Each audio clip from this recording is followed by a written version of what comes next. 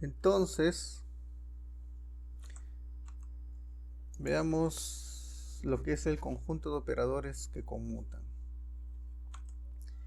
En general, si ustedes tienen dos operadores, ¿no?, que conmutan, si es que tienen, por ejemplo, un autovector de un operador, entonces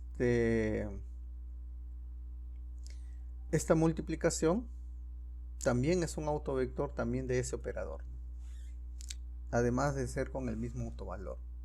Creo que esto lo pueden ustedes calcular bien fácil, ¿no? ¿No es cierto? Ya. Está en el COE. Pero esta es la propiedad, por ejemplo, de la conmutación de dos operadores. Entonces, la idea de que dos operadores conmuten es porque les permite a ustedes establecer un conjunto común de autovectores, ¿no? Autovectores y autovalores. El autovalor, por ejemplo, asociado a este elemento, si no va a ser el mismo, ¿no? O sea, si esta autofunción, si consigo, ¿no?, los autofunciones de los dos operadores de manera común, no necesariamente con ambos van a tener el mismo autovalor, ¿no? Con A vas a tener un autovalor A y con B vas a tener un autovalor B minúscula, ¿no?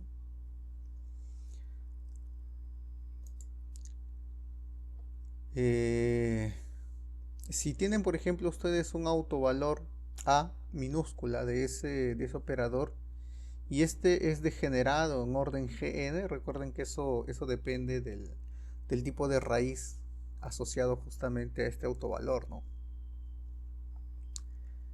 Entonces, esta multiplicación que está aquí, este nodo vector, recuerden que esto de acá es un nodo vector, ¿no? O sea, si yo tengo un b multiplicado por un phi n, esto me va a dar un phi' n, por ejemplo, ¿no? Entonces lo que estoy diciendo es que esto pertenece al subespacio constituido por por la degeneración justamente de ese autovalor, ¿no? O de ese autovector.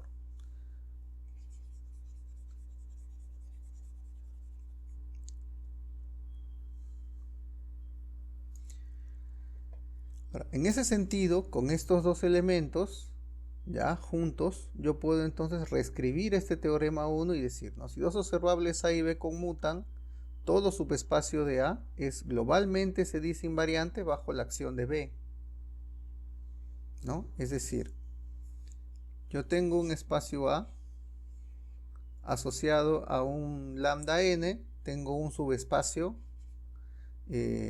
o asociado, por ejemplo, a un autovalor A, tengo un subespacio EA. Entonces esto puede tener 10, 20, 30, 40, 50 autovectores, porque es un subespacio. Puede ser un subespacio finito. Si yo multiplico por B a cualquiera de estos vectores que está aquí, lo que voy a obtener es el mismo espacio. Por eso se dice de que es globalmente invariante bajo la acción de B, ¿no? Ahora, no necesariamente B va a ser la identidad. Si yo tengo aquí un bra phi y tengo aquí, por ejemplo, un ket phi y aquí tengo un ket psi, de repente al multiplicar, ¿no?, B con psi, obtengo el phi, o al multiplicar el B con el phi, obtengo el psi. Pero la idea es que al multiplicar B por todos los elementos que están aquí en este subespacio, obtengo el mismo subespacio. Entonces hay una invariancia, ¿no? ¿Está bien? Eso lo puede mostrar a partir de estos teoremas que estoy colocando. Y eso en teoría es importante porque permite establecer también este teorema que está aquí. Si dos observables A y B conmutan, y si psi1 y psi2 son dos autovectores de A con autovalores distintos, entonces este sándwich que tenemos aquí es igual a 0. Ya esto también lo puede mostrar, puede quedar como ejercicio, ¿no? Todos son teoremas, así que todos vienen de las definiciones, ¿no?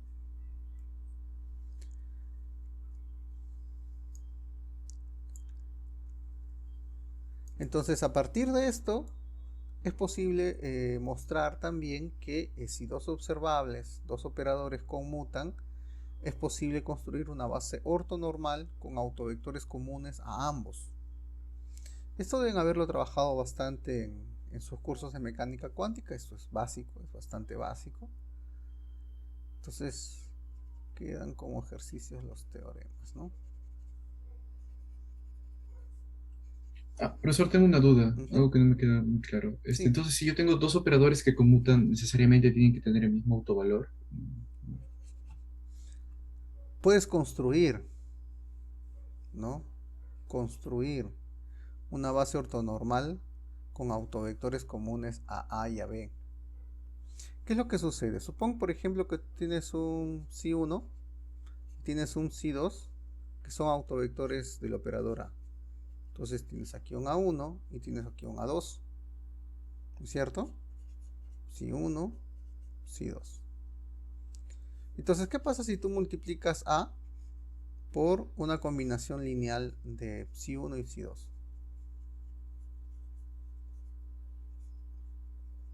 ¿Cuánto sale eso? Te quedaría los lambda multiplicado por los autovalores de cada autovector. Te va a quedar un lambda 1 por psi 1 más un lambda 2 por psi 2. Entonces nota que tú puedes escoger así, ¿no? A1, A2. ¿No es cierto?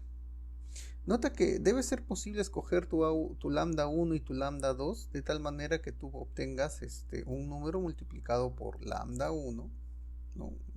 Un x multiplicado por lambda 1 psi 1 más un lambda 2 psi 2.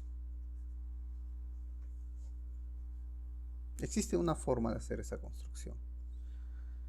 Y esta combinación lineal que tenemos aquí, ¿no? Esta combinación lineal que tenemos aquí, o sea, si bien si uno no necesariamente es autovector de B, esta combinación sí podría ser un autovector de B. ¿Te das cuenta? ¿No? Y en ese caso, este número que aparece aquí sería ese autovector de B, ¿no? Entonces, esta combinación lineal, entonces empiezas a construir, lo que estás haciendo es construir autovectores, ¿no? Autovectores que sean comunes tanto a A y a B.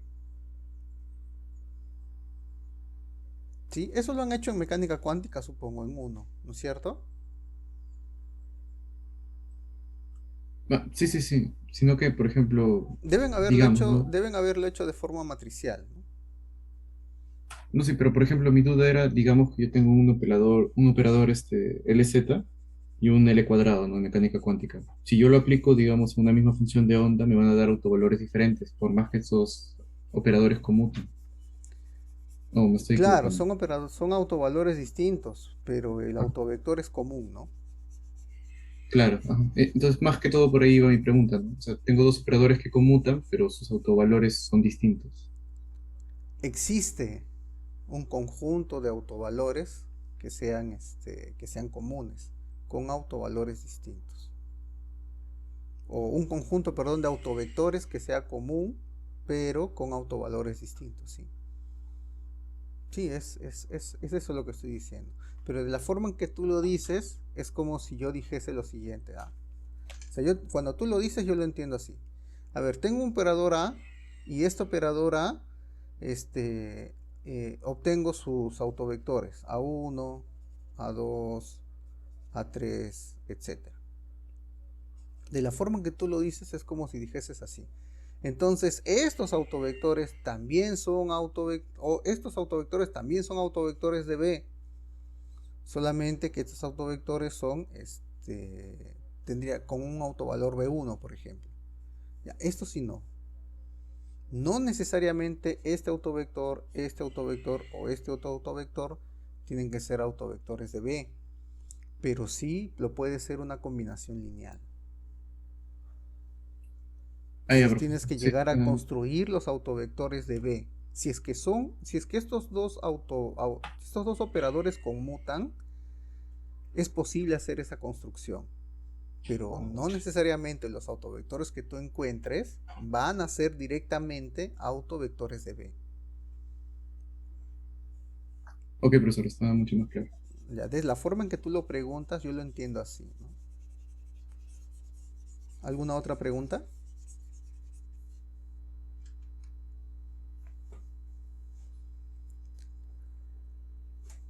¿Todo ok? Entonces aquí viene justamente el conjunto completo de observables que conmutan, ¿no? En inglés complete set of commutative observables. Entonces, ¿cómo se define? A ver, se define como aquel conjunto que cumplen estas características, ¿no? Los observables van a conmutar en pares. Todos los observables que van a pertenecer a este conjunto van a conmutar en pares. Y van a definir los autovalores de observables, ¿no? Definen los autovalores observables y estos definen un único conjunto de autovectores. Un único, o sea, solamente hay uno. Es como si dijeses de que para este sistema, si tú obtienes todo el conjunto completo de observables, lo que estás obteniendo es un único sistema de referencia para estudiar a este sistema. Y eso es importante, ¿no? Si tienes un único sistema de referencia, no existe ambigüedad, no existe degeneración, ¿no?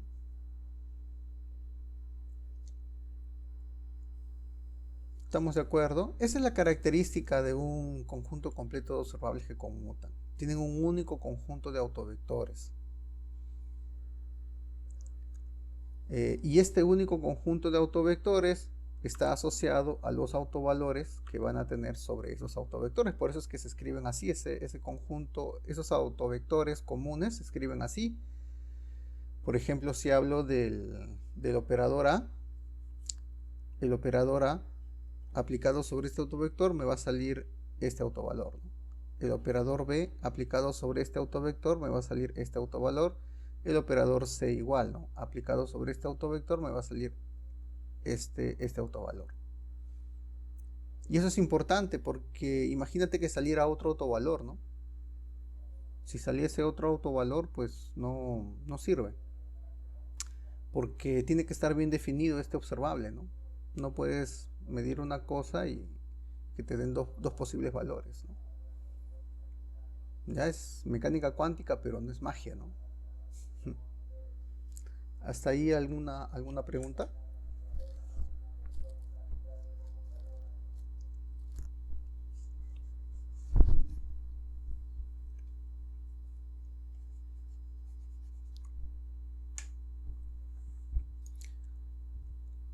¿Todo bien? Entonces, eso quizás es lo que de repente no recordaban, ¿no? De esa parte que han visto de mecánica cuántica, ¿no? El conjunto completo de observables que conmutan su definición es que te da un único conjunto de autovectores comunes. Entonces ahí la pregunta del spin, por ejemplo, ¿no? El spin era importante porque completaba, ¿no? Completa ese conjunto de operadores que conmutan para el átomo de hidrógeno. Y eso está en función a las características que vaya a tener el electrón. Entonces, con eso ya podemos ver, por ejemplo, lo que son las representaciones R y P. Recuerden que las representaciones dependen de las bases, ¿no? Hemos visto dos bases, la base de deltas de Dirac, y aquí tengo la base de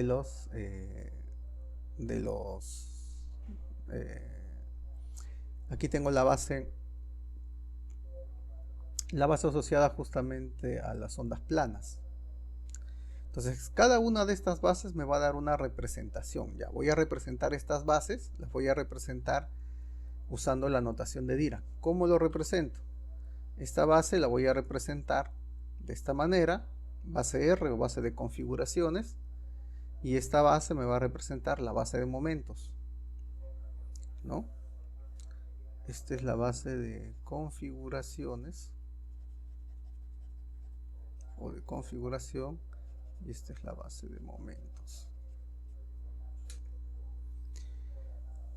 Entonces, en función a esto, o sea, en F estas serán las bases, en el espacio de Dirac estas bases se van a representar así. Por lo tanto, lo que voy a hacer es ahora representar, ¿no? términos de Dirac lo que sería el producto escalar de cada uno, ¿no? El producto escalar de este con otro está aquí, su relación de clausura, y aquí tendría yo el producto escalar de P con P, y aquí está su relación de clausura, ¿no? Esto ustedes lo pueden comprobar, es bastante simple, a partir justamente de la representación F lo pueden hacer. Pero cuando hablo yo aquí de Dirac, ya estoy hablando de algo un poco más intuitivo para nosotros, ¿no? Si estos elementos si son elementos de base estos dos, y los dos elementos son distintos, me tiene que dar un delta de Dirac, o un delta de Kronecker, ¿no? Pero como el elemento que está aquí adentro es continuo, tiene que ser de Dirac. Aquí igual, estos dos elementos, como son distintos, debe darme una delta de Dirac o una delta de Kronecker si son bases. Pero como son elementos continuos, debe darme una delta de Kronecker, ¿no? O perdón, una delta de Dirac. ¿Ya? Entonces, es así como ustedes pueden mostrar ahora esta relación, ¿no? ¿Ya? Esta relación no es difícil de demostrar.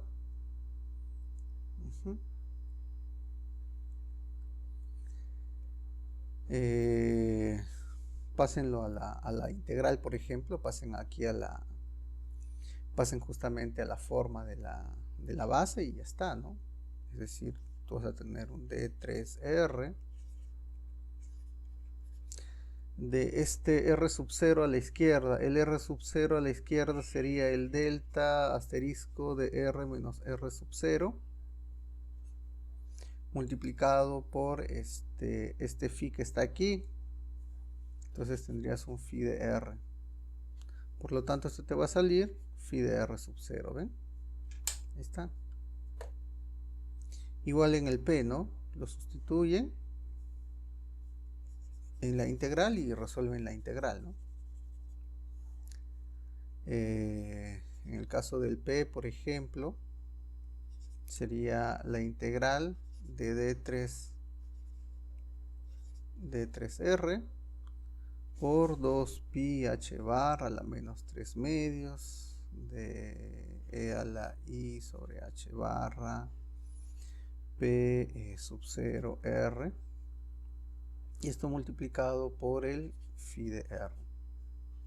Entonces, ¿qué cosa tienen aquí? Tienen pues una transformada de Fourier en 3 dimensiones. Directamente esto es la transformada de Fourier, pero evaluada en p sub 0, porque el elemento de transformación, el parámetro de transformación está aquí, ¿no? ¿Ven?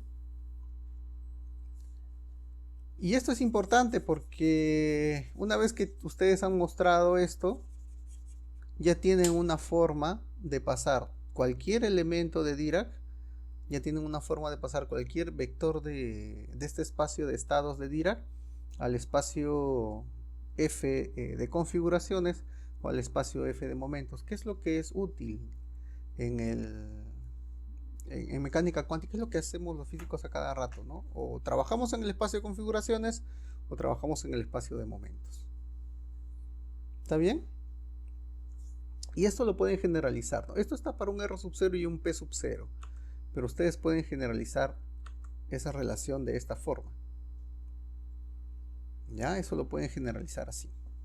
Para cualquier R y para cualquier P, ustedes quieren representar este estado en el espacio R, aquí está, ¿no? Lo multiplican por un bra R. Quieren representar este estado en el espacio de momentos, lo multiplican por un bra de momento. Y aquí está, la transformada de Fourier va a salir. Es bastante intuitivo. Esto lo habían visto en mecánica cuántica en su curso.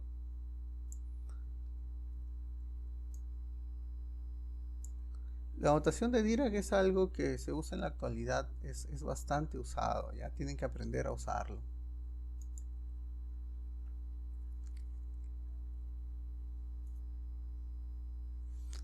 ¿No? Por ejemplo, ¿no? Determine, dice, la forma que tiene la relación de clausura en el espacio R o en el espacio P. ¿No? Entonces la idea es que ustedes describan cómo esto sería en el espacio R o en el espacio P. En el espacio R sería tratar de encontrar estas relaciones, ¿no? Esta forma que está aquí. Y en el espacio P sería ya tratar de encontrar estas relaciones que están aquí, ¿no? Con estas relaciones, ¿no? Aunque aquí está, ¿no? Pues estos son, ¿no? Determine la forma que tiene la relación de clausura en la representación R y P. Serían estos acá. O sea, la idea es que encuentren esto, ¿no? El B y el C. ¿Está bien? Acá hay otro ejercicio. Dice, usando la representación R y P, muestre que esta transformada de Fourier viene a ser esta cantidad que está aquí.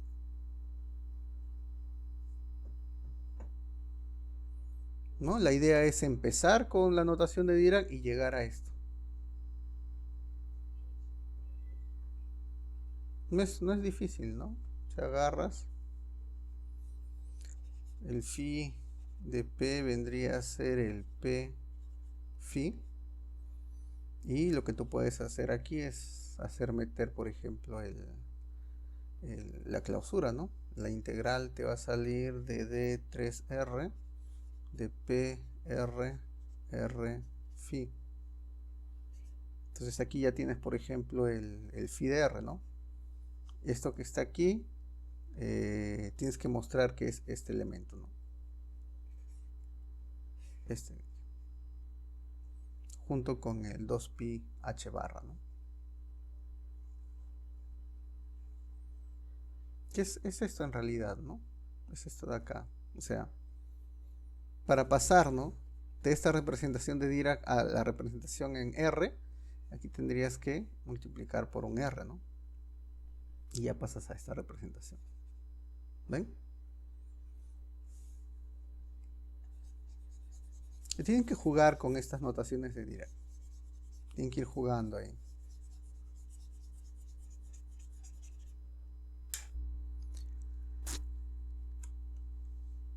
Acá hay otro ejercicio. Usando la representación R y P, muestre que este APP, A'P vendría a ser esta relación. ¿Se acuerdan qué cosa era esto? ¿Alguien se acuerda qué cosa es esto?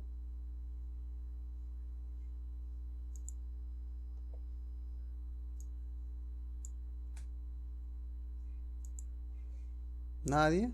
Criollo, Sánchez, Díaz Sánchez, Enciso, Escalante,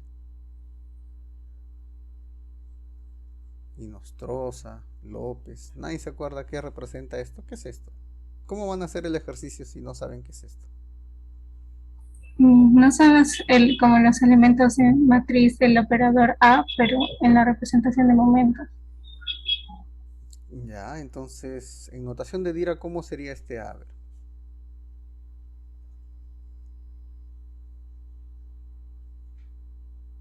Sería como BRA para P', A y P, ket. Ya, entonces aquí agarran, meten una identidad, gracias, meten otra identidad y obtienes esta relación en el espacio R, ¿no? Ya está. La idea es que ustedes tienen que usar siempre este elemento, ¿no? Uy, ¿qué hice? Uy, ya no lo puedo retroceder. Voy a escribirlo de nuevo. Configuración y momento. O sea, la idea es que ustedes usen de que el RP, este RP siempre les va a salir, ¿no? 2pi h barra a la menos 3 medios por e a la i entre h barra p.r, así. ¿Ven? Este elemento de acá es muy importante porque este elemento te permite meter las identidades aquí, ¿no? ¿Ven?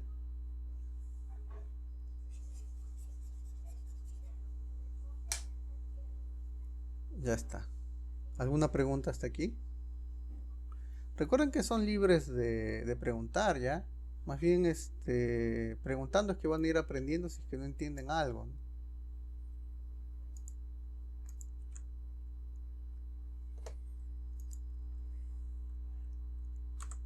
Operadores R y P.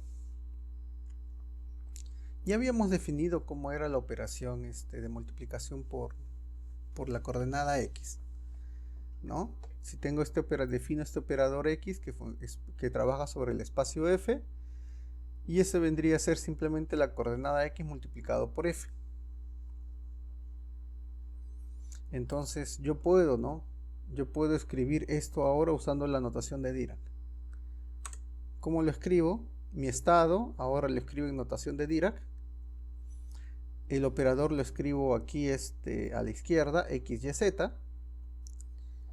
Y para indicar que quiero saber cómo funcionan estos operadores en el espacio de configuraciones, que ya lo he definido así anteriormente, lo que hago es ahora multiplicar por la base R.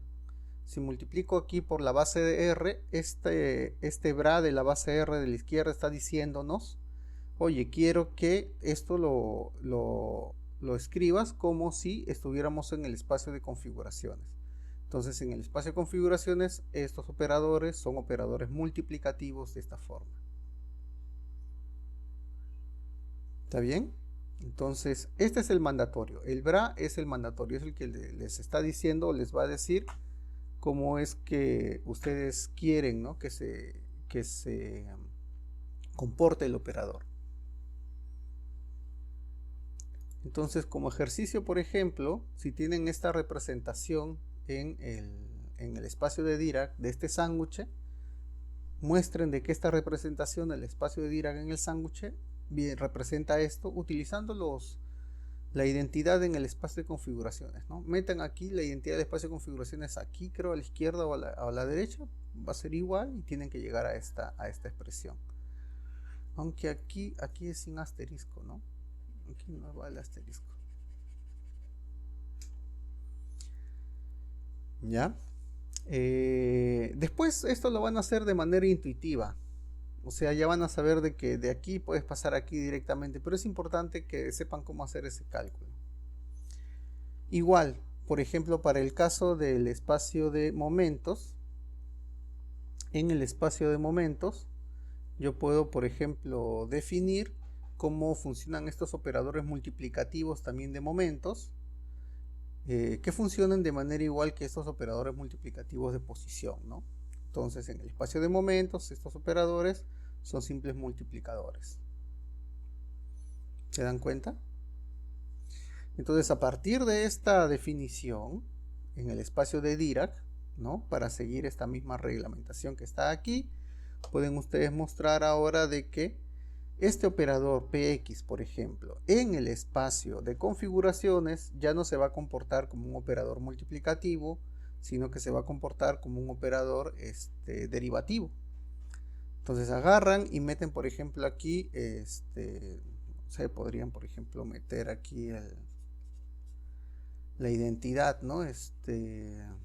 D3P, PP, ¿no? Así, del PX, del phi,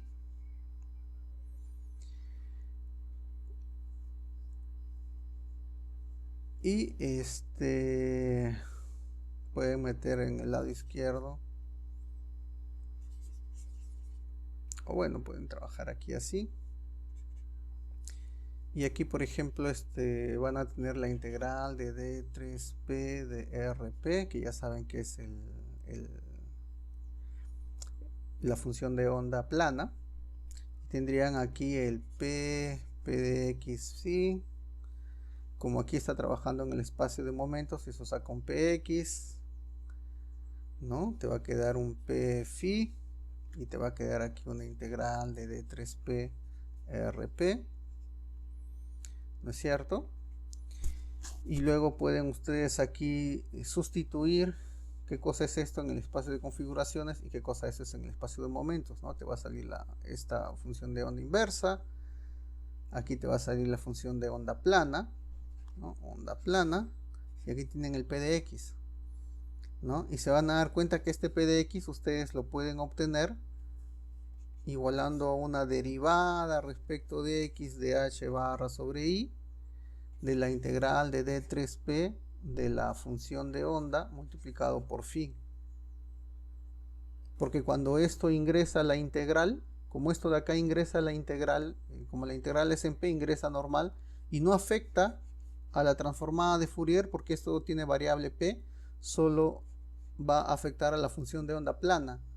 Y lo que le va a afectar a la función de onda plana es, como es una derivada respecto de x, va a bajar un P de x, ¿no? ¿Se dan cuenta?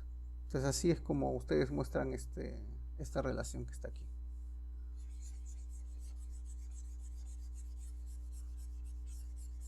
De todos los ejercicios tienen que resolverlos, tienen que trabajarlos. No son ejercicios complejos. Y si tienen, por ejemplo, esta representación de P, si ustedes pueden escribir vectorialmente el operador P y lo que van a obtener es justamente el vector nabla. ¿Estamos de acuerdo? O sea, porque esto es por cada elemento, ¿no? Por cada elemento.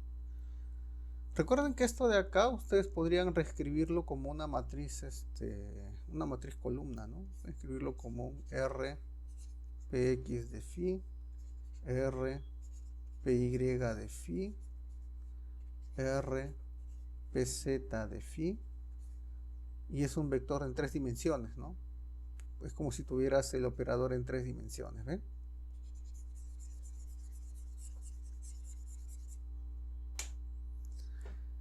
Ya está.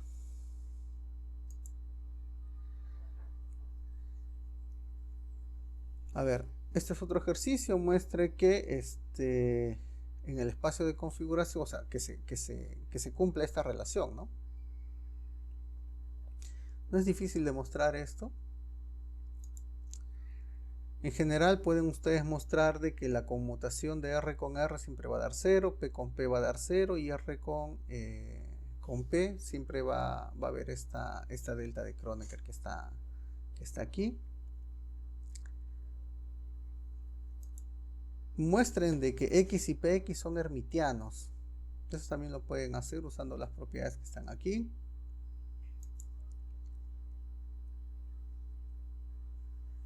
Esto es la definición. Olvídense de este ejercicio, que es lo mismo, ¿no? Es la definición. No es lo mismo, ¿no? Porque aquí no está es sobre un R, ¿no? Son sobre R y son sobre P, no es lo mismo. Parecía lo mismo. ¿Alguna pregunta hasta ahí?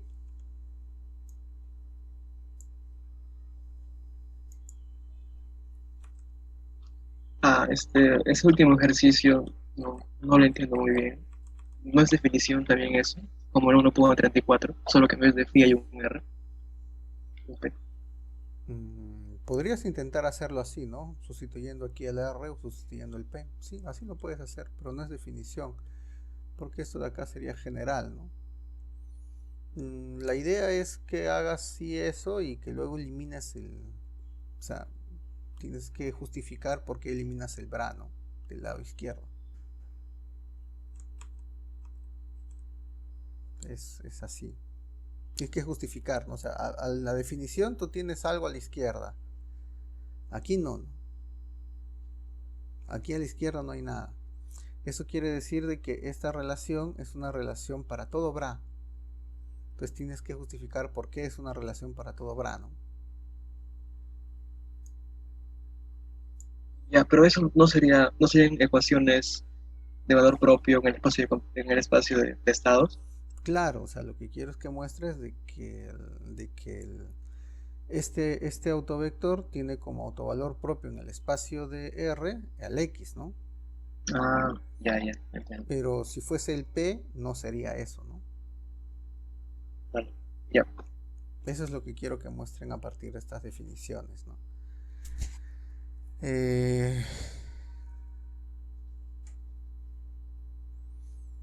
Porque aquí solamente la definición es como un elemento multiplicativo. ¿Te das cuenta? ¿No? Es un elemento multiplicativo. Pero eso no quiere decir que esto sea el autovector. Esto sería el autovector. No necesariamente, porque esto es cualquiera, ¿no? Sí, pues medio raro esta expresión, pero esta expresión es eso, ¿no? El X tiene como autovalores al R, el Y también al R y el Z también al R. En realidad este R lo pueden ver como X, Y, Z, ¿no? Con un autovector, uno podría escribirlo así, ¿no? X, Y, Z, así.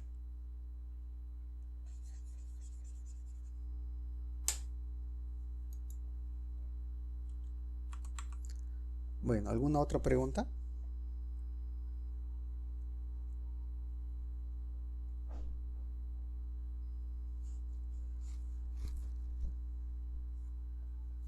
¿No hay más preguntas? Producto tensorial, entonces. A ver, yo sé que ustedes deben haber, han llevado su curso con el gran profesor Daniel Soto en álgebra lineal para físicos 2, pero como este es un curso más que todo aplicativo de la mecánica cuántica, nosotros necesitamos aquí casos prácticos, ¿ya? Y no vamos a ir en la parte tensorial, no la vamos a trabajar yendo por las transformaciones que debe cumplir un elemento tensorial. La idea, por ejemplo, de hacer esta parte del producto tensorial es que tú vas a tener dos espacios de estado. Tú puedes tener 2, 3, 4, 5 espacios de estado. Y sobre esos espacios de estado tú puedes formar un espacio llamado producto tensorial de esos dos espacios. ¿Cómo es este espacio producto tensorial de esos dos originales? Vienen a denotarse así, ¿no? Esto sería un estado sobre este espacio producto tensorial. El hecho de que esté aquí el producto tensorial, ¿ya? El hecho de que aquí esté este elemento de producto tensorial es que esto te dice de que los estados o los espacios E1 y E2 no se mezclan. O sea, tú vas a mantener un orden. El producto tensorial te da un orden de los espacios que tú vas a trabajar. ¿Ya?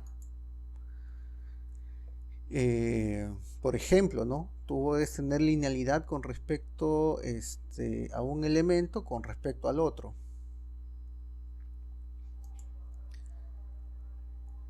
Si tienes una propiedad distributiva, igual, ¿no? Mantienes el orden y haces la distribución.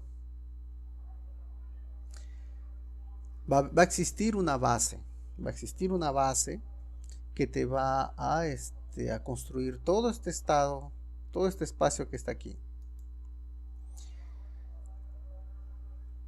Y yo puedo entonces ahora escribir esos estados, ¿no? Estos estados en este espacio. Lo puedo escribir como una combinación lineal de estos elementos de la base.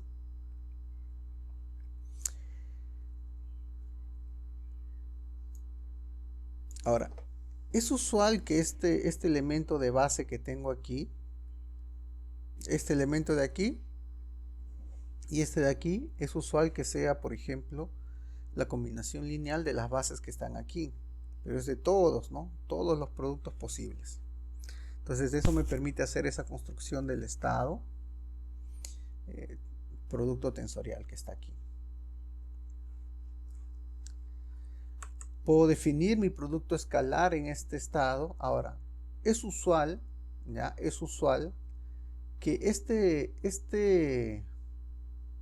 mientras no sea necesario que tú estés pensando en los dos estados por separado, los puedes juntar. Entonces usualmente se pueden expresar así también, se pueden juntar. Entonces al juntarlo, tú lo que vas a tener es aquí la separación, ¿no? Nota por ejemplo que esto viene del espacio E1 y esto viene del espacio E2. Entonces el producto escalar mantiene esa separación entre esos estados. No los mezcla, ¿no? ¿Se dan cuenta? Por eso digo, o sea, lo práctico es que ustedes noten de que este producto tensorial significa que tienes dos o más estados que no se van a mezclar. O sea, tú operas uno con el otro nada más. Con estados es fácil, ¿ya?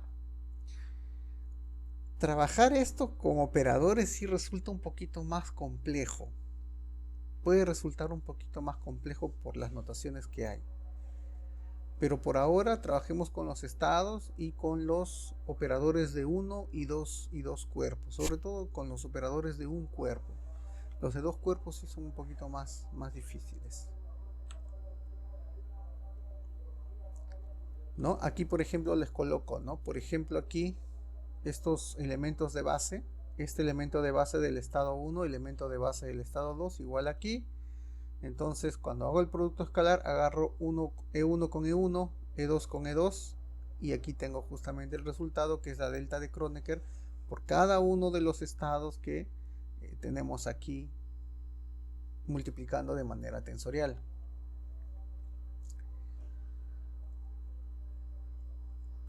Ahora, los operadores. Los operadores también los podemos representar así, como operadores de producto tensorial, ¿ya? Y si están escritos de esta forma, ahí sí es más fácil trabajarlo cuando están escritos de esta forma, porque el producto tensorial, repito, te está separando el estado 1 del estado 2. Entonces, este operador va a pertenecer al estado 1, este operador va a pertenecer al estado 2. Por lo tanto, este operador va a actuar sobre el vector que es del estado 1 y este operador va a actuar sobre el vector que es del estado 2, pero no los va a mezclar. Por eso en el resultado ustedes van a tener A1 por Φ1 y B2 por K2, ¿no? Y aquí su producto tensorial, porque esto te va a dar otro vector, ¿no? Que va a pertenecer a E1 y esto te va a dar otro vector que va a pertenecer a E2.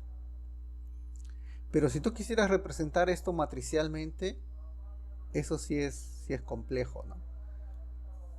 Por ejemplo, imagínate que tú tengas una identidad en 1 multiplicado tensorialmente con una identidad en el espacio 2 y que esto sea una matriz de 3×3 y esto sea una matriz de 2×2. Entonces lo que se hace en ese caso es escribes la matriz 3×3, pero este se mete como elementos de esta matriz 3×3. Entonces tendrías un I2, una identidad 2 y una identidad 2. 0, 0, 0, 0, 0, 0. Pero estos elementos que está aquí es un elemento de 2×2. Entonces esta matriz nula también es una matriz nula de 2×2, igual esta. Entonces al final te sale una matriz más grande, ¿no? Si tú hicieras la multiplicación escalar, por ejemplo, de esta identidad 1 por esa matriz de Dirac, entonces lo que te va a salir sería matriz de Dirac 1, matriz de Dirac 1, matriz de Dirac 1, 0, 0, 0, 0, 0, 0, ¿no? ¿Ven? O sea, representar esto matricialmente es un poquito más delicado. Pero en mecánica cuántica a pregrado todavía no lo trabajamos, es mejor trabajarlo así, ¿no? Aquí sí siempre usar el producto tensorial. Entonces aquí tengo el producto tensorial de operadores. Ahora yo podría, por ejemplo, como ejemplo de producto tensorial de operadores tenemos este producto, que es como les decía, ¿no? Operador en 1 con la identidad en 2 o identidad en 1 con operador en 2, ¿no? Entonces ahí, por ejemplo, se llama extensión del operador en A y esto se llama extensión de operador de B. Entonces, noten ustedes que si quiero escribir este producto escalar, también lo podría escribir de esta forma, ¿no? Un producto directo. Estas son notaciones, ¿ya? Yo espero de que de tanto practicar ustedes consigan, ¿no? Tener en cuenta esto de una manera más intuitiva. O sea, eso es lo que deben llegar, ¿no? Así como tienen ustedes intuición de resolver un problema de MRU, deben tener intuición de qué cosa representa estas notaciones. Todas estas notaciones que estoy colocando en Dirac son notaciones que ustedes van a ver en sus posgrados. En los posgrados se usa notación de Dirac. Tienen que aprender a usar notación de Dirac. No es muy común que se siga utilizando la notación funcional.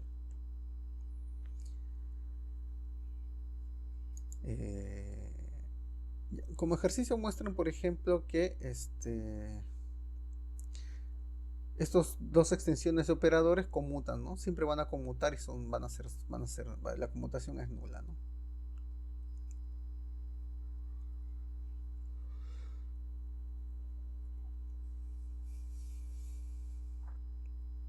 Ahora una cosa Profesor, importante. Sí. una pregunta, respecto a lo que usted dijo hace un momento, ¿no? De que en posgrado se utiliza más notación de Dirac que funcional. Ujú. Hasta ahora, o sea, con lo que usted se está haciendo, o sea, se ve como que hay una equivalencia, ¿no? De hecho, dijo antes que hay un isomorfismo, ¿no? Entre Claro. el espacio F y el espacio de estado. Ajá. Entonces, ¿qué ventaja me ofrece trabajar con notación de Dirac? Pues simplemente comodidad o algo así. En mecánica cuántica no mucha, pero en teoría cuántica de campos, que es usualmente es un curso principal en física teórica, sí, ¿no? En estado sólido también. En estado sólido, ¿ustedes han visto en estado sólido? ¿Ya han llevado física de estado sólido? No, ¿no? Yo todavía. Ya en física de estado sólido van a ver que existe un espacio P y existe un espacio X también. Entonces en estado sólido trabajan mucho con esto. O sea, la idea, por ejemplo, de la notación de Dirac es que te permite pasar de un espacio al otro de una manera muy simple, muy rápida, ¿no? Es como lo que ustedes hacían en métodos 2, en métodos 1, cuando hacían transformaciones integrales para resolver una ecuación diferencial. Iban, ¿no?, de un espacio al otro. Aquí se hace lo mismo. Esa es la ventaja, ¿no? Y de verdad es más cómodo. O sea, una vez que tú te acostumbras, es cómodo, es comodísimo trabajar con notación de Dirac. Para mí es más incómodo usar la notación vectorial porque yo aprendí esto usando notación de Dirac, ¿no? La notación funcional, perdón, ¿no? La notación funcional me es más incómodo, ¿no? Me es muy simple de colocarlo. O sea, en vez de escribir, por Bueno, ejemplo, ¿no? En vez de escribir una integral de 3x o de 3r de phi asterisco phi, me agarro y pongo phi, ¿no? Ya está. claro. Es por comodidad. En realidad es bastante más cómodo la notación de Dirac. Y ya. Y otra pregunta era, ahí en la definición del producto tensorial, o sea, yo tengo un sistema, ¿no? Con su propio espacio de estados y otro sistema, con su propio espacio de estados, ¿no? Ujú, Y yo le meto un producto tensorial. Eh, Ahí, por ejemplo, pone que es E1 por E2, ¿no? ujú. Pero es indiferente hacer E2 por E1 porque no hay una propiedad de simetría, ¿no? No es indiferente. Tienes Ah, que seguir el orden. Sigue el orden que. Usualmente son iguales. En física, usualmente estos dos son iguales. En física es usual que estos dos sean iguales. Son el mismo espacio de Hilbert. vale. Pero en matemáticamente no son equivalentes multiplicar E1, E2 con E2, E1. En el caso de spin, por ejemplo, spin un medio por spin 1 por spin un medio, a veces son lo mismo. No, no es lo mismo. Ah, No es lo mismo. Son dos espacios distintos. ok. Es un buen ejemplo físico, ¿no? No son exactamente lo mismo, ¿no? A uno, tú puedes tener, por ejemplo, el 1 medio 0 y puedes tener el 0 1 medio, ¿no? Entonces, la multiplicación de estos dos recién te da el biespinorial de Dirac, ¿no? Que es el que resuelve el espacio de Dirac, pero a esto de acá es el espacio left, así le llaman. Esto se llama espacio right, ¿no? Son dos representaciones distintas, cada uno con su spin un medio para arriba, spin un medio para abajo, ¿no? O si quieres verlo así, ¿no? Este es el espacio de la partícula y este es el espacio de la antipartícula, ¿no? Pero si los cambio de orden, cambia todo. Ah,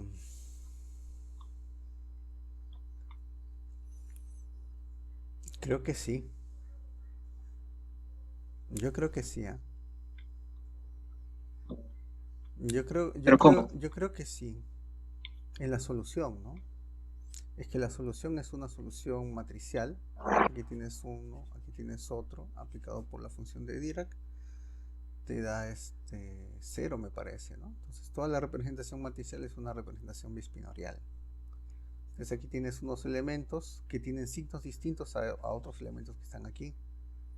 Entonces si tú, por ejemplo, cambias el orden, cambias, esto va para arriba y esto viene para abajo, ¿no? O sea, estarías haciendo algún cambio, de repente una paridad, un operador de paridad, una operación de paridad, o una operación, por ejemplo, de retroceder en el tiempo, ¿no? Un T le llaman. Y usualmente y se ve que experimentalmente no se cumple a veces de que el mundo físico sea invariante sobre operaciones P o operaciones T, ¿no?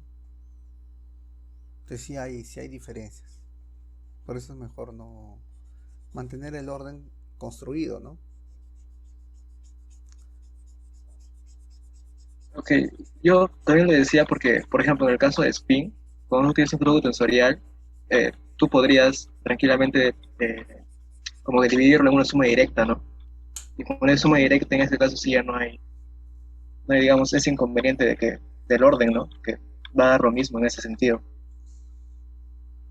Cuando tienes un spin con otro spin. Claro, ajá. O en general, momentos singulares, ¿no? mm,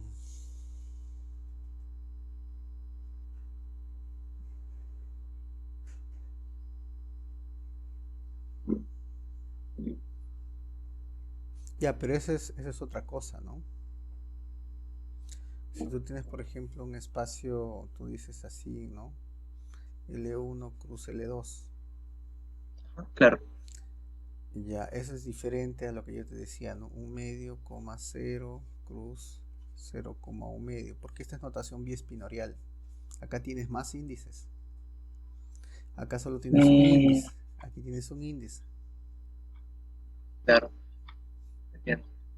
¿No? Entonces en el de arriba sería lo mismo, pero el de abajo no. En el de arriba sí, sí sería lo mismo, pero como dices tú pues tienes una suma directa así, ¿no? Claro. Aquí me parece que no. Si no tuviera esta doble, o sea, si aquí también tuvieras cierta simetría, creo que sí sería lo mismo también, ¿no? Pero en el caso de Dirac no es así. Muy bien, profesor. Gracias.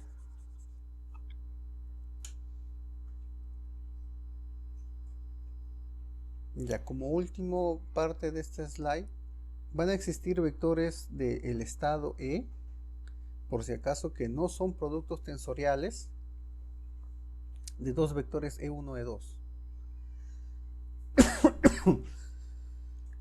¿Ya?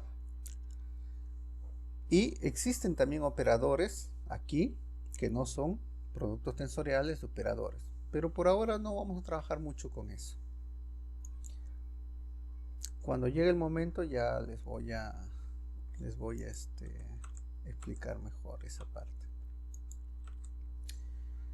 Por ahora recuerden que el producto tensorial te separa estos dos espacios, ¿no?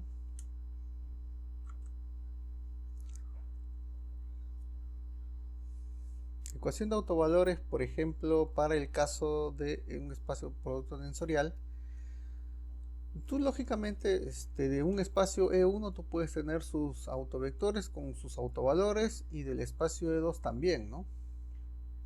¿Ya?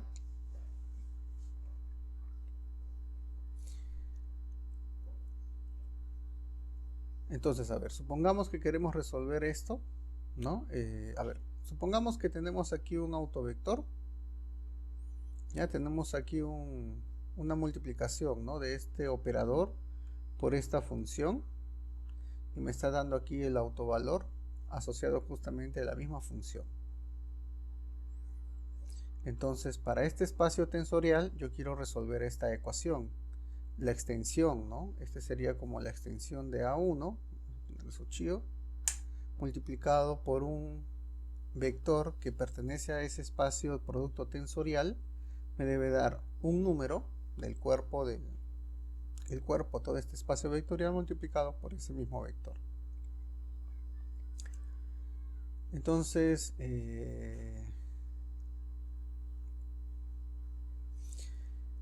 ¿qué pasa si yo tuviese aquí vectores de esta forma? Si tuviese yo un vector de esta forma, donde este x2 es cualquier vector del segundo espacio, entonces yo voy a obtener este resultado, ¿no es cierto? Y eso, repito, cualquiera sea este vector K2, ¿no? Entonces eso quiere decir de que la extensión de este operador aquí ya no va a tener solamente, recuerden, ¿no? Este I es la degeneración. O sea, aquí yo tengo Gn autovectores con este mismo autovalor. Pero aquí tengo una cantidad mucho más grande, porque yo puedo cambiar este I de 1 a Gn, pero este X es también cualquier otro vector. Entonces, perdón, como este K es cualquier otro vector, por lo tanto hay una degeneración mayor, ¿no? Y ahí por eso pongo este ejercicio, ¿no? O sea, si ustedes, por ejemplo, tuviesen que este autovector de A1 lo pueden escribir así. Entonces, este autovector va a ser una base de este producto con una degeneración que es Gn debido a este vector y un N2, donde N2 es la dimensión de este estado E2, ¿no? Si es una dimensión infinita, imagínense, ¿no? O sea, son infinitos autovectores, una degeneración infinita, ¿no? Solamente para un autovalor a n. Felizmente, cuando trabajamos por eso con espacios de Hilbert, no se suele trabajar con dimensiones infinitas, o por lo menos no se suele trabajar con sistemas continuos, porque ocurren muchos estos casos. ¿Ya? Pero es fácil, ¿no? O sea, ya prácticamente les he dicho cómo hacer este ejercicio. O sea, hay que notar de que este espacio que está aquí lo que tienen que mostrar es que este elemento es un autovector de este A1 a partir de la definición que estamos colocando aquí, ¿no? Lo cual es bien fácil de hacer. Y yo puedo ahora determinar, por ejemplo, cómo serían los proyectores a partir de esta base. Podría determinar cómo serían los proyectores sobre ese subespacio asociado a este autovalor, ¿no? Este sería el proyector sobre este subespacio. Y como pueden ustedes notar, como estoy sumando sobre todos los L's y sobre todos los I, noten que el producto tensorial nuevamente me separa, ¿no? Los dos estados. Y en el estado, por ejemplo, que tengo aquí, me da una identidad, pero solamente en ese estado E1. Mientras que en el otro sí tengo el proyector asociado solamente al estado E1. Perdón, esta sería la identidad en el estado E2, ¿no? Entonces son relaciones que uno va encontrando a partir de definir que el producto tensorial separa estos dos estados que tenemos transformados, ¿no? o construidos. ¿Qué pasa si tuviese yo, por ejemplo, ahora una ecuación de autovalores de un operador de este tipo, ¿no? Que tenga un operador que trabaja sobre el espacio 1 y le sumo un operador que trabaja sobre el espacio 2. Cada uno tiene sus autovalores. Entonces hay varios casos. Por ejemplo, si tenemos que este A1 y B2 conmutan entre sí, cuando digo aquí conmutan entre sí, porque sí van a conmutar dados, o sea, de hecho matemáticamente conmutan porque pertenecen a estados que están multiplicándose tensorialmente, ¿no? Pero como le decía a su compañero, usualmente el estado E1 y el estado E2 son el mismo espacio de Hilbert, solo que multiplicado dos veces. Por ejemplo, podría ser el espacio de Hilbert de una partícula multiplicado dos veces para tener un espacio de Hilbert de dos partículas, ¿no? Entonces, en esos casos, A1, y cuando digo aquí conmutan, se refiere a que esos dos actúan sobre un mismo espacio vectorial que sería el espacio de Hilbert de una partícula, ¿no? Si conmutan, entonces esto va a formar una base, este producto va a formar una base. Y además, este producto de por sí van a ser los autovectores comunes de A1 y B2, ¿no? En ese caso, siempre y cuando conmuten, ¿no? O sea, yo multiplico C por phi1, 1, K y P en 2, y lo que voy a obtener es AN más BN, ¿no? Porque cada uno de estos elementos actúa sobre cada uno de estos autovectores. Ahora, también existe el caso de que este operador y este otro operador que actúan sobre este espacio de Hilbert, ¿no? Aquí voy a poner algo así, ¿no? E1 es idéntico a E2, ¿no? En ese caso. Si estos vectores forman un conjunto completo de operadores que conmutan, entonces eso quiere decir que A1 es un CSCO de E1 y por ejemplo sea B2 y C2 un SSCO en E2. ¿Ya? Entonces en ese caso tú vas a tener por ejemplo que para A1, ¿no? En A1 los autovectores de A1 se denotan con un solo número cuántico, mientras que los autovectores comunes de B y C se denotan con dos números cuánticos aquí. Por lo tanto, este producto que está aquí, donde esta es una base, esta es la base única en este espacio E2 y esta sería la base única en este espacio E1, me van a formar, noten ustedes aquí, estos autovectores que también van a ser únicos para este producto tensorial. Entonces, quiero que muestren eso, ¿no? Quiero que muestren de que phi1, K, PR2 es único para todo este conjunto de operadores que trabajan sobre espacios distintos, ¿no? Lo que significa que van a ser un conjunto completo de observadores que conmutan en este espacio que viene del producto tensorial. Algunos ejemplos de productos tensoriales conocidos tienen el espacio, por ejemplo, de estados asociados al eje X, Y y Z, ¿no? Este es el autovector, esta es la base, que se denota así como R. Se puede escribir también así, aunque se sobreentiende, como les decía, que aquí hay productos tensoriales, ¿no? Pero repito, esto se sobreentiende.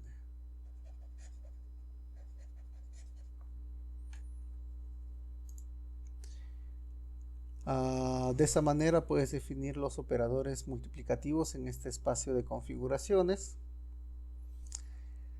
¿Qué pasa, por ejemplo, si tuvieses si quieres representar, por ejemplo, en el espacio de configuraciones a estas tres funciones que también están multiplicadas tensorialmente? Entonces, cada uno de estos agarra cada uno de estos elementos, ¿no? Espacio X, espacio Y, espacio Z, ¿ven? Están separados. El hamiltoniano resulta ser, en este caso, por ejemplo, un operador de una extensión de operador, ¿no? Este sería la extensión de operador en el espacio X, en el espacio Y, en el espacio Z. Y si tú multiplicas por sus autovectores, te va a dar la energía asociada a cada uno de estos espacios, ¿no? En este caso son tres espacios. Y la energía total les va a salir la suma de esas energías por la forma que tiene justamente este hamiltoniano que tenemos aquí. El espacio tridimensional de dos partículas también es un espacio tensorial, que serían dos espacios de este tipo, ¿no? R1 y R2, que son espacios así, también son espacios tensoriales, son productos tensoriales. Esta sería la base. Por ejemplo, las funciones las podría yo representar ahora de esta forma. Noten que ahora necesito colocar dos índices aquí, ¿no? ¿Ven? Dos índices R para decir que va a ser una función que depende de esos dos índices. Y así, estos serían, creo que hasta aquí he hecho hemos hecho varias propiedades sobre la notación de Dirac y espero que les sirva, ¿no? Como les comento, todo esto está en el capítulo 3 del COEN Y aunque sea por cultura general, deben ustedes leer el Cohen, ¿no? El Cohen tomo 1. Ya el Cohen tomo 2, si quieren, no lo lean, pero el tomo 1 completo. Tienen que haberlo leído completo, por lo menos una vez en sus vidas. ¿Alguna pregunta hasta aquí?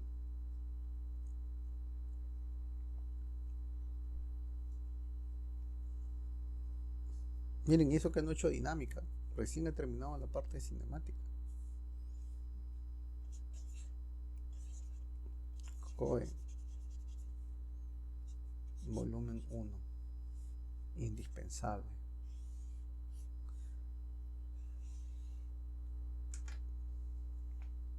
Profe, ¿el Cohen está en el Classroom como PDF o Sí, sí lo tenemos que está. conseguir? Sí está. Ya que, Está el PDF, ¿no? También hay en la biblioteca de la facultad hay Cohen, ¿no? No sé cuántos habrán, pero sí hay. Yo tenía mi Cohen, mi copia, ¿no? Que saqué cuando era estudiante. Pero creo que lo he perdido o lo he prestado y no me lo han devuelto. No me acuerdo. Entonces hasta aquí es cinemática, como ven es todo respecto a los estados. Y ahora hablemos un poco de la parte de la dinámica, ¿no? La dinámica de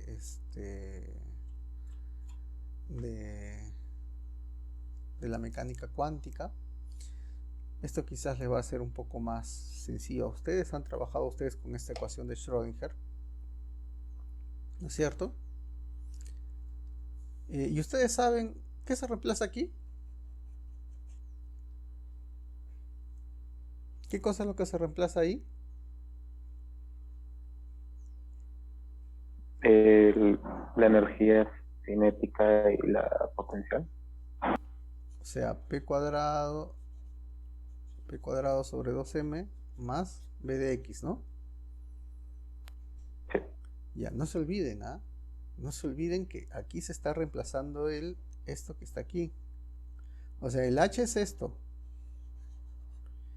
Porque a ustedes les va a confundir mucho el hecho de que les hayan enseñado esto, ¿no? El h es, profesor, el h es IH barra derivada respecto de t. Esto de acá no es tan cierto como operador. O sea, el h es esto. Y la ecuación de Schrödinger manda a que al lado derecho tengas el hamiltoniano así y al lado izquierdo tengas el operador, ¿no? Diferencial, temporal. ¿No es cierto? Pero si lo quieres ver, por ejemplo, de una forma distinta, tú puedes escribir eso así, ¿no?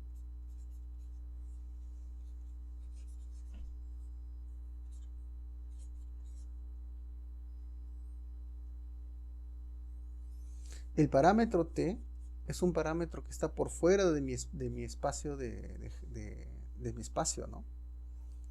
Por lo menos en mecánica cuántica no relativista está por fuera de mi espacio de estados. No he definido nada con respecto a t, no he cuantizado al tiempo. ¿Se dan cuenta? No lo he cuantizado, o sea, no existe un operador t por la función de onda que te dé un t fino. Eso no hay. ¿Ya? Entonces la ecuación de Schrödinger simplemente dice, esta es la ecuación, y punto, ¿no? Pero el h se reemplaza como p cuadrado entre 2m. ¿Ya?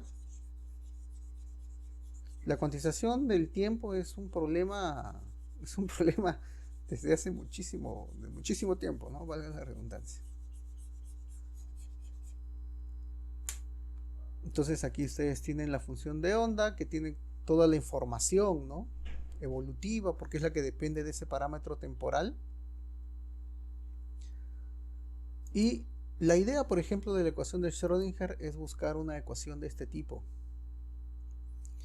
Esto funciona como un operador evolución. A esto le llaman operador evolución. Es decir, hace que la función en t0 se transforme en una función de t.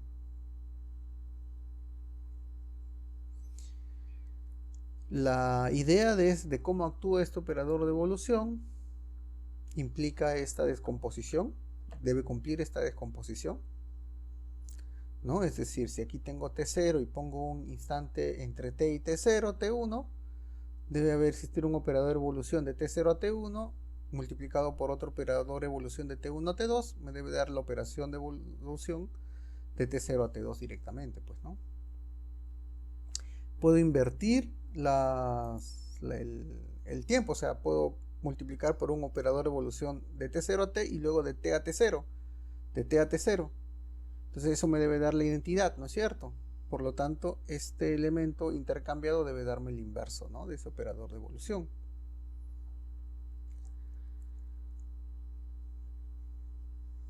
Ahora, ¿cómo calculo ese operador de evolución? Porque, o sea, al final resulta ser de que mi figura evolutiva, o sea, la solución de este problema está en calcular cómo es este operador de evolución. Entonces, como tengo esta posible solución para esta ecuación de Schrödinger, lo sustituyo, pues, ¿no? Y si yo lo sustituyo, entonces lo que vamos a obtener es esta ecuación, ¿no? Pues como voy a tener un phi t sub 0, phi t sub 0, phi t sub 0, ¿no? Paso a restar, lo factorizo y voy a obtener que debe cumplirse esta ecuación para esos operadores. Esta es una ecuación de operadores. ¿Estamos de acuerdo? Esto de acá es una ecuación de operadores porque el h todavía no lo he hecho operar, ¿no? Porque no... Bueno, yo podría decir de que ya estoy en el espacio de configuraciones aquí por el R y el T, pero como les dije, yo podría escribir esta ecuación así, ¿no? Y h barra derivada respecto de t de la función phi igual a el hamiltoniano multiplicado por la función phi,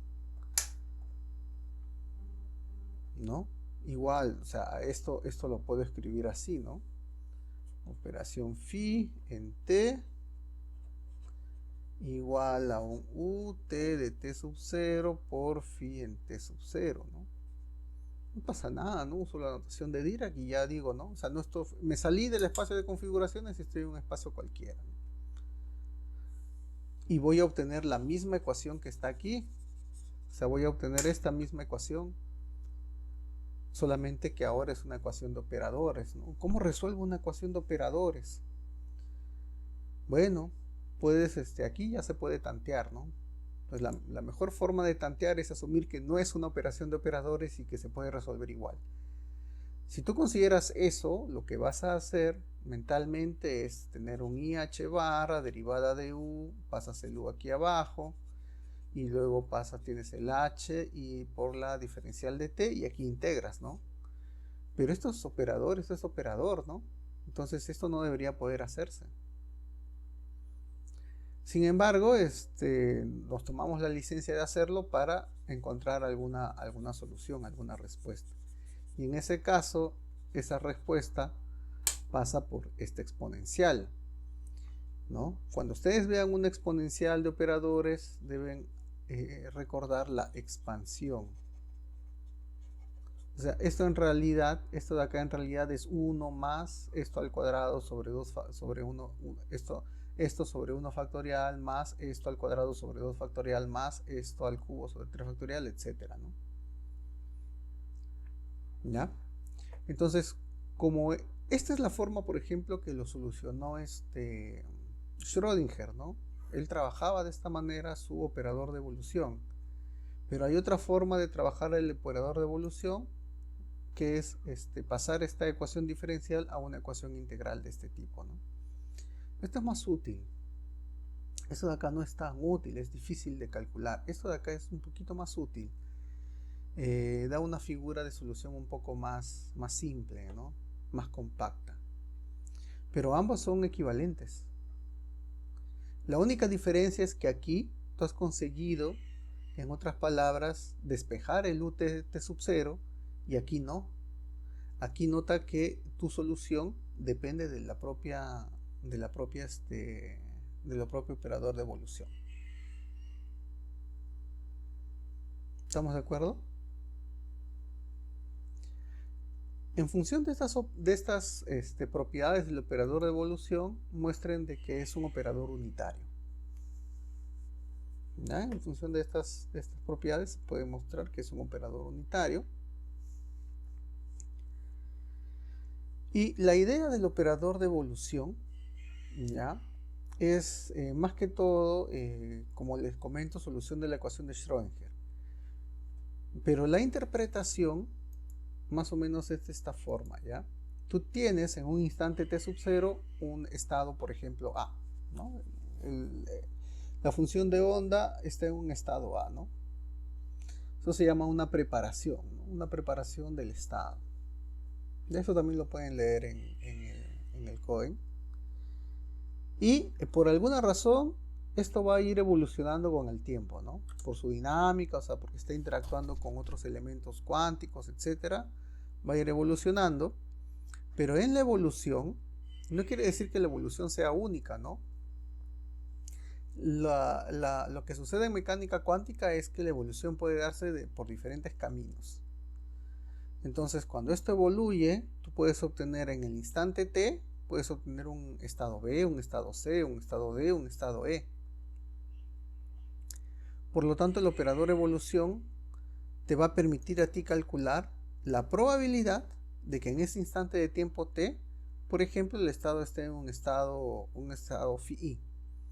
Y eso lo calculas tú a partir de este elemento de matriz, que no es otra cosa que la llamada amplitud de probabilidad, ¿no? Esta es la amplitud de probabilidad. Y la probabilidad es el cuadrado de esta amplitud de probabilidad. Entonces el operador de evolución sirve para calcular esta amplitud de probabilidad que tenemos aquí. ¿Estamos de acuerdo? Esa es la interpretación que se le da al operador de evolución. ¿Hasta aquí alguna pregunta?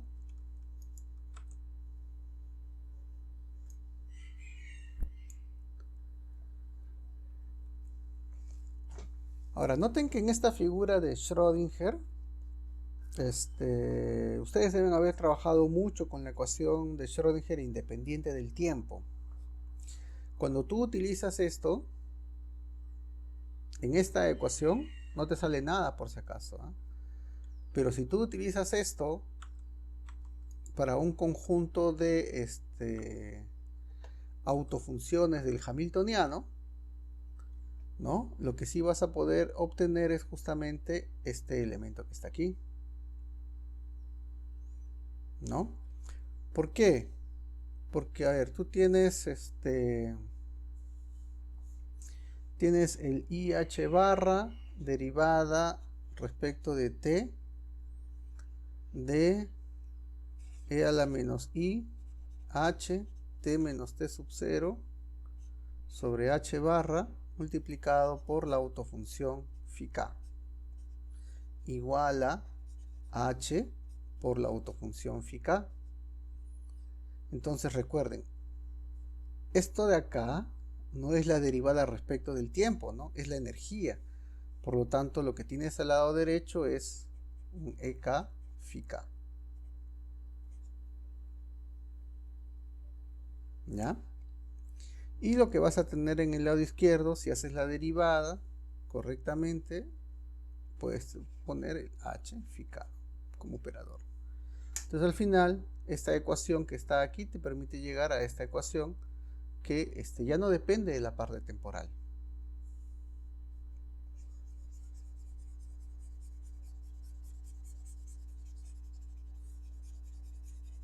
¿No? Ya no va a depender ahí de la parte temporal. Entonces, la solución de la ecuación de Schrödinger independiente del tiempo es la ecuación de autovalores y autovectores, en otras palabras, del Hamiltoniano. Entonces hay que tener muy en cuenta eso. Entonces la parte temporal ya ha sido eliminada, ha sido sacada de la función de onda. Y es por eso que cuando yo trabajé los estados, el estadio de espacio de funciones de estado antes, no estaba el t de tiempo, ¿no? O sea, no estaba justamente porque yo estaba apuntando, uno apunta siempre a esta ecuación que se obtiene cuando tú tienes potenciales tipo pozo.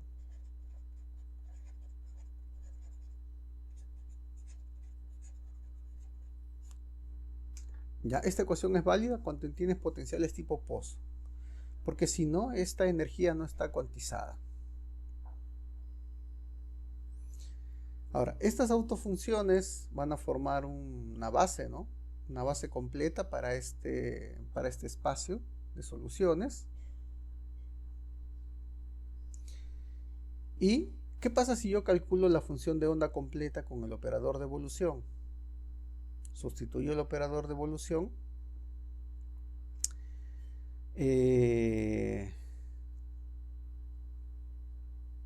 Noten, por ejemplo, de que este phi r en t sub 0 lo estoy ahora colocando como, o estoy metiendo, ¿no? O sea, esta en realidad, aquí hay un problema de notación. Este es así. Se ha equivocado aquí el libro. Entonces tú tienes ahora esta ecuación. Aquí también, ¿no? Aquí también. Aquí también. Aquí también. Entonces estoy metiendo la identidad aquí en medio entre este operador de potencia y este estado. Y aquí obtengo este elemento, ¿no? Este elemento que está aquí, que van a ser los coeficientes, ¿no? Son los coeficientes de la expansión que tiene este estado, ¿no? Que no depende del tiempo, como ven. Entonces, a todo este elemento que está aquí, y que sí está asociado justamente a este exponencial que está asociado al elemento temporal, yo voy a tener esta expansión con respecto a esa base de esta autofunción para el hamiltoniano, donde los coeficientes son los que tienen la variable temporal, ¿no? El parámetro de evolución temporal están en los coeficientes. Entonces, por eso es que no me interesa mucho trabajar con un espacio vectorial donde los elementos se muden con el tiempo, porque son los coeficientes los que van a ir mudando con el tiempo. La base sigue siendo una base única y que se mantiene, ¿no? En el tiempo y que te permite construir todo ese espacio vectorial. ¿Está bien? Esto deben haberlo visto cuando ustedes hicieron, cuando deben haber hecho teoría de perturbaciones dependientes del tiempo, ¿no? Los coeficientes ahí son los que dependen del tiempo y son en estos coeficientes donde tú haces una expansión respecto de un parámetro. Entonces son esos coeficientes los que van a depender del tiempo, y usualmente, como son números al fin y al cabo, porque aquí tienes un producto escalar, tú tratas de determinar una ecuación ajena a esta forma de definición que te permita calcular estos coeficientes.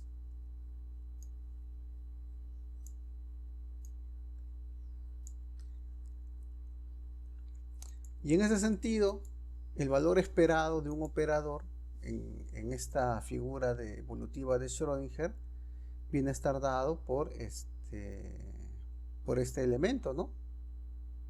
Este es el valor esperado en este estado phi de t, y noten que la derivada respecto del tiempo de este valor esperado va a darles a ustedes esta conmutación entre el operador, valor esperado de la conmutación del operador con el hamiltoniano, ¿no?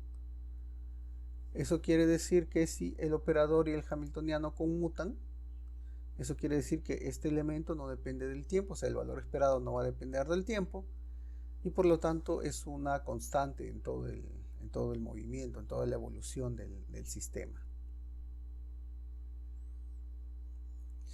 Aquí les dejo un ejercicio un poquito más elaborado que antes para un operador unitario O, tal que phi de RT sea igual a un O de psi, este es psi, ¿no? Este es phi, O de phi de RT. Entonces pueden, sustituyendo en la ecuación de Schrödinger, pueden encontrar esta pseudo ecuación de Schrödinger para la función phi, donde el hamiltoniano H' está relacionado con el hamiltoniano original mediante esta ecuación que tenemos aquí. ¿Ya? Es un ejercicio de cálculo más que otra cosa, pero es útil cuando hacemos justamente transformaciones unitarias entre un espacio y otro espacio. ¿Alguna pregunta hasta aquí? Más con respecto a la forma de evolución de Schrödinger, no es necesaria. Podemos ver ahora lo que es la figura evolutiva de Heisenberg. En el caso de la figura evolutiva de Heisenberg, se define una función de onda de esta manera con este hamiltoniano, ¿no? Noten ustedes que no es esto un operador evolución, ¿no? O si quieren, es un operador evolución contrario al tiempo porque no hay un signo menos aquí. ¿Ya? Pero ¿qué pasa, por ejemplo? Tú puedes mostrar, a partir de la ecuación de Schrödinger, puedes mostrar que si haces la derivada temporal de esta función, de este producto, vas a obtener 0. Eso quiere decir de que esta función de onda de Schrödinger que estoy definiendo, ¿no? Estoy definiendo de esta manera, pues no tiene una evolución temporal, no va a depender del parámetro temporal. Y yo puedo en ese caso tratar de definir los operadores en esta figura de Heisenberg, se llama figura evolutiva de Heisenberg, de tal manera de que este elemento que está aquí, el valor esperado, recuerden ustedes, es una medida ya. Y como una medida ya no está en el mundo cuántico, sino que está en el mundo clásico, o sea, ya hiciste la medida. Entonces ya tú tienes el valor, ya conoces algo del sistema, entonces saliste de la incertidumbre de la probabilidad y estás en la certeza del mundo clásico, ¿no? Es por eso que aquí coloco que este operador, este valor esperado ya está en el espacio clásico, y este valor esperado debe ser independiente de cómo tú modeles tu mundo cuántico, ¿no? Ya sea con la figura evolutiva de Heisenberg o la figura evolutiva de Schrödinger, o sea, tiene que ser lo mismo. Entonces sabemos que este valor esperado para un instante de tiempo t respecto de una función de onda, según la figura de Schrödinger, se calcula de esta forma, utilizando esta definición de la función de onda de Heisenberg. Lo sustituyo, saco este elemento como cuando tú sacas de aquí dentro del bra, sale el hermitiano, ¿no? El conjugado hermitiano, el adjunto, y por lo tanto, si este valor esperado debe ser independiente para cualquier modelación del mundo cuántico, entonces esto que está aquí debería representarte, podemos definir eso como la representación del operador en el espacio o en la figura evolutiva de Heisenberg, para que de esa manera la forma de calcular el valor esperado sea igual, ya sea en la figura de Heisenberg o en la figura de Schrödinger, ¿no? O sea, la forma sigue siendo la misma, ¿no? El operador en medio y los estados en los costados. Solo que ahora la dependencia temporal está junto con el operador. Ya no está con el estado, sino está junto con el operador. Por eso es que es usual de que esta función de onda de Schrödinger o de Heisenberg sea el equivalente a esta función de onda en T0. Eso hacen usualmente para ir de uno al otro. La mecánica cuántica de Heisenberg no ha sido muy desarrollada, se ha desarrollado más la de Schrödinger y la de interacción. Ya es muy poco lo que se ha hecho en la figura evolutiva de Heisenberg. Uno de los grupos tiene justamente que trabajar la mecánica cuántica, ¿no? De Heisenberg, que es una mecánica cuántica más que todo matricial.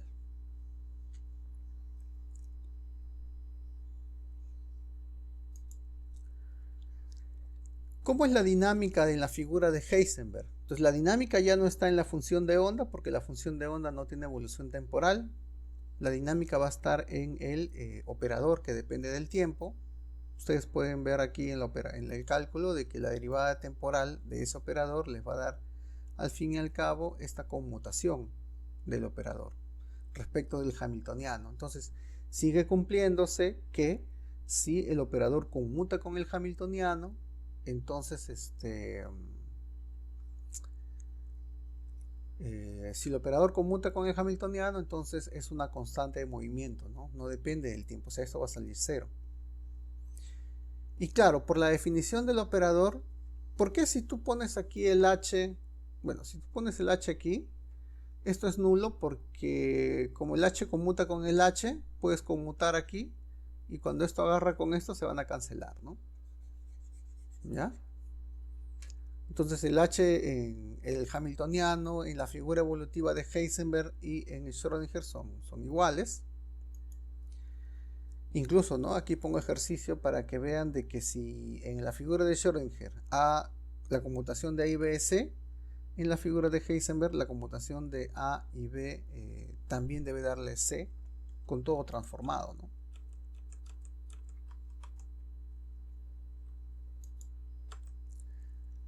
Ahora veamos la figura evolutiva de la interacción. La idea de la figura evolutiva de interacción es que el hamiltoniano siempre vas a poder dividirlo de esta manera. Un hamiltoniano libre con potenciales. Eso es lo usual. Entonces, supongamos que uno quiere resolver esta ecuación. Si uno quiere resolver esa ecuación, por ejemplo,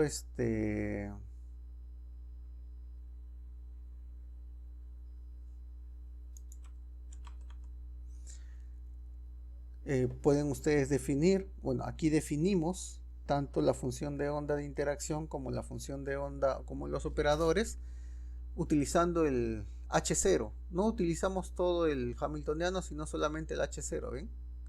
El hamiltoniano libre. Y al hacer eso, infelizmente, los dos, tanto la función de onda como el operador, van a depender del tiempo. Entonces, la figura evolutiva es más compleja.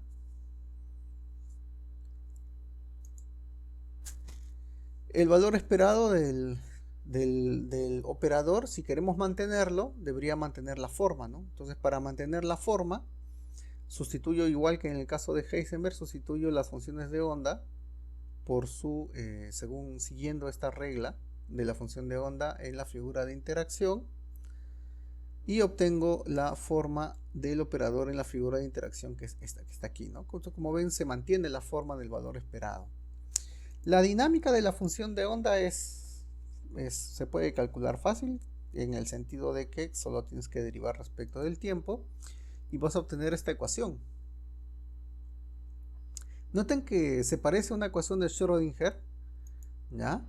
Se va a parecer una ecuación de Schrödinger porque yo puedo sustituir aquí, puedo sustituir la definición de mi función de onda en interacción, ¿ya? Y voy a obtener justamente que el potencial va a ser el potencial en la figura evolutiva de interacción. Entonces, noten que al final esto se parece a una ecuación de Schrödinger, pero recuerden que en la ecuación de Schrödinger a la derecha iba el hamiltoniano.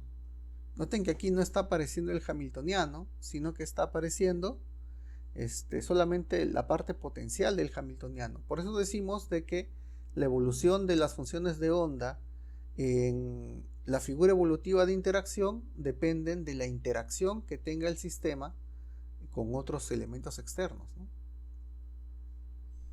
Y eso hasta cierto punto es útil.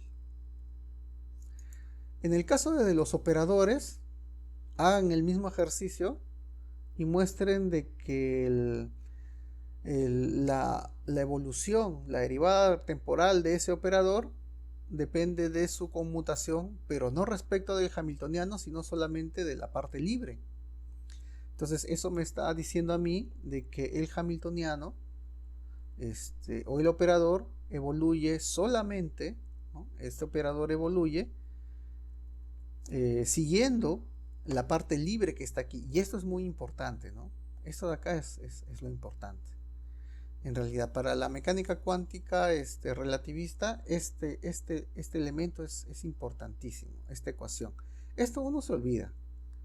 De esto de acá uno se olvida por un rato y trabaja solamente con esto. Y después trata de regresarse aquí, ¿no? Pero es bien difícil resolver la ecuación para los estados en la mecánica cuántica en la figura de interacción. Más se trabaja aquí.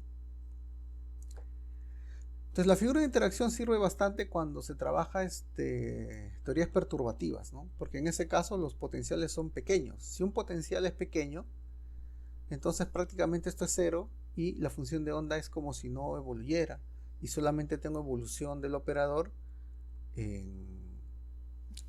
considerando el hamiltoniano no perturbado, ¿no? ¿Se dan cuenta? O sea, por eso es útil.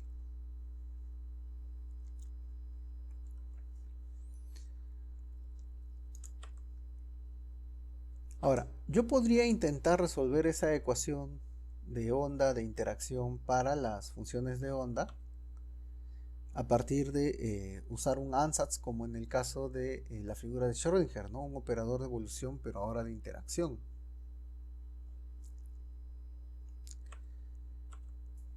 Entonces, hago los cálculos, ¿no? Sustituyo este operador de evolución aquí.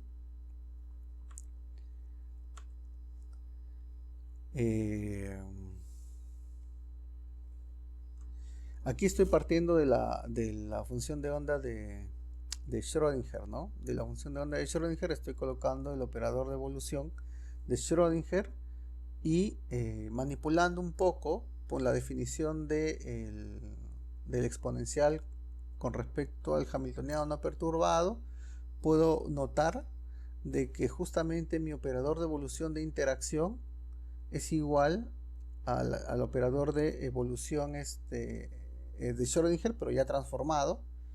E incluso yo puedo sustituir aquí la forma que tenía del operador de Schrödinger y tengo una expresión un poco bien compleja, ¿no? Aquí son exponenciales de, recuerden que esto de acá son operadores, aquí también son operadores, aquí también son operadores.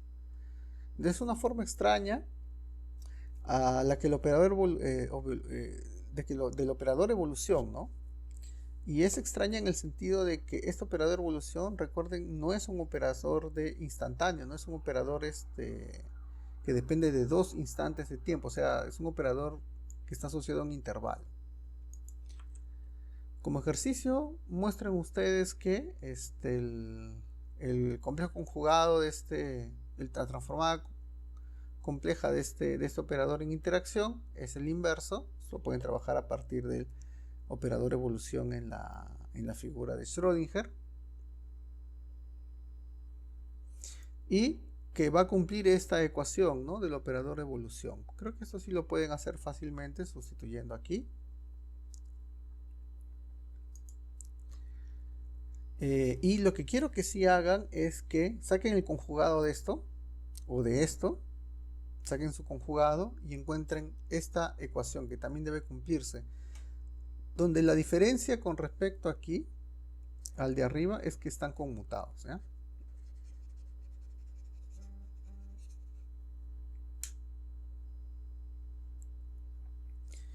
Y por lo tanto, de esta ecuación de aquí y de esta ecuación de aquí, yo puedo obtener estas dos ecuaciones integrales, ¿no?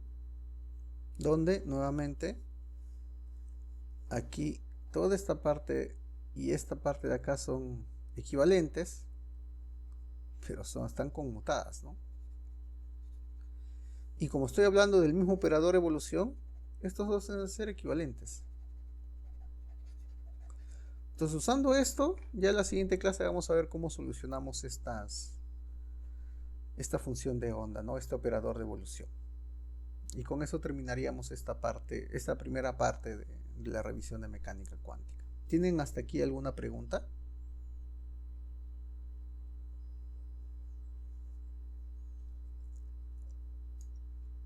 Sí, yo tengo una pregunta. En el slide anterior, ¿no? En la figura de interacción, o sea, uno tiene operadores, ¿no? Y puede, digamos, definir como un operador de interacción, ¿no? Como está ahí, por ejemplo, en 1.67 y 66. Pero en todo caso, los observables vendrían a ser esa nueva definición de interacción o los ya anteriores, lo que uno mide. Deberían ser equivalentes. No lo he comprobado, pero deberían ser equivalentes. O sea, si yo tengo, por ejemplo, no sé, la cantidad de movimiento es cantidad de movimiento Dagger, la cantidad de movimiento en interacción debe ser igual a la cantidad de movimiento de interacción Dagger, ¿no? Debe seguirse cumpliendo esto. O sea, deben ser operadores hermitianos. Lo observable no tiene por qué cambiar. La construcción está hecha para que las tres figuras sean equivalentes. Aunque existen situaciones en las que la evolución de interacción, la figura de interacción no es equivalente a las dos anteriores. Pero eso ya son cuestiones matemáticas un poquito más complejas. Ok, profesor. Vale. ¿Alguna otra pregunta?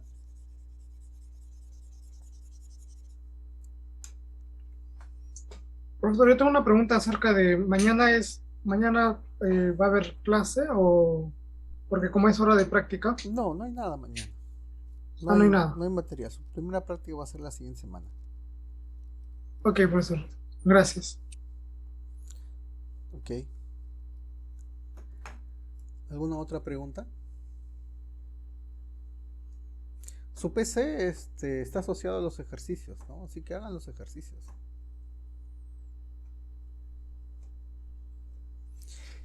Esta parte de acá, o sea, toda esta parte de la dinámica,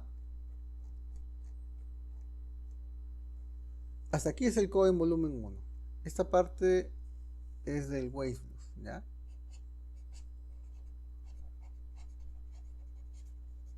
Waveflow. A ver qué capítulos son. A ver, un ratito.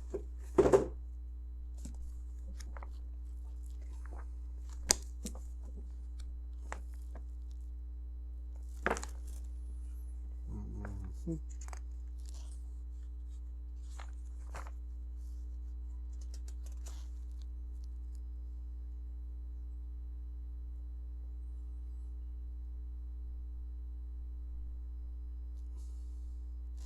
Capítulo 9.